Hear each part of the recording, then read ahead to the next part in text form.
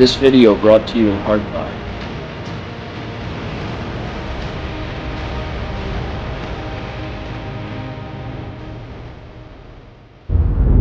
What up, everybody? Welcome back to another episode with the Country Slicker. Today we are headed out to test the Jeep. Part 2, the test. So in the last video, part 1, we did the installation of the 4-inch Zone off-road short arm lift kit, where we got new shocks, lower short control arms. Everything's installed. I've put about 350 kilometers on the lift thus far. I've gone through all the bolts, I've retightened everything. In the last video, if you watched, you'll notice we had to drill out the track bar on the front. That's all been done. We have cinched that up so there's no more vibration. The truck is driving nice and straight down the road.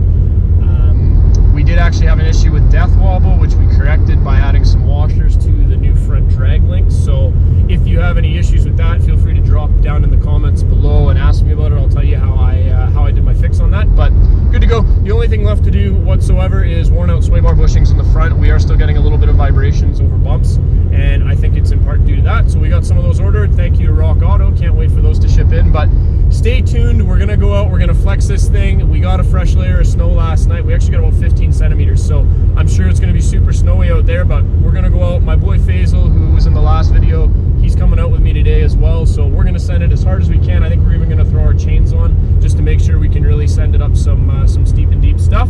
And yeah, we're gonna bring you guys some views. So stay tuned. If you haven't already, smack that subscribe button, hit that thumbs up button, and let's go and have some fun and see what this Zone lift kit can do off-road. Stay tuned, guys.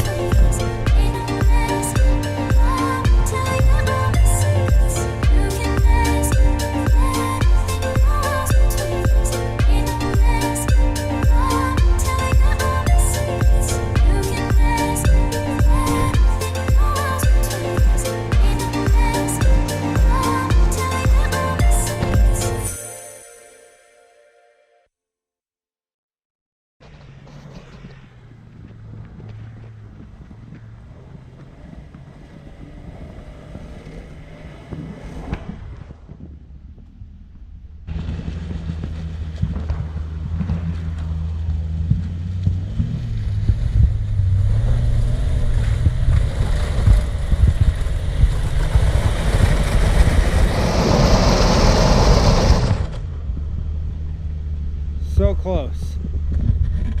The Jeep was working well and I was impressed with the suspension thus far. Although we did attempt some very hard hills, lockers would have been handy and we just didn't quite have the flex needed to not bounce all over the rocks.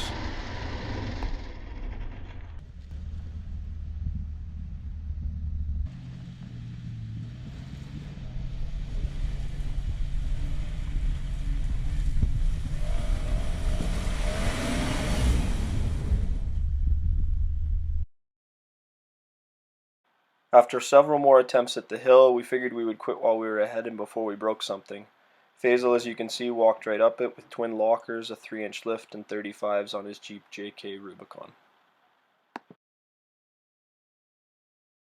Alright, so we made the first part of the journey, no problem. I don't know if you guys can hear the audio or not, but the Jeep is shaking like crazy with the tires on. Unfortunately, with the zone lift, the springs are a little wider, so I am getting a tad bit of chain slap.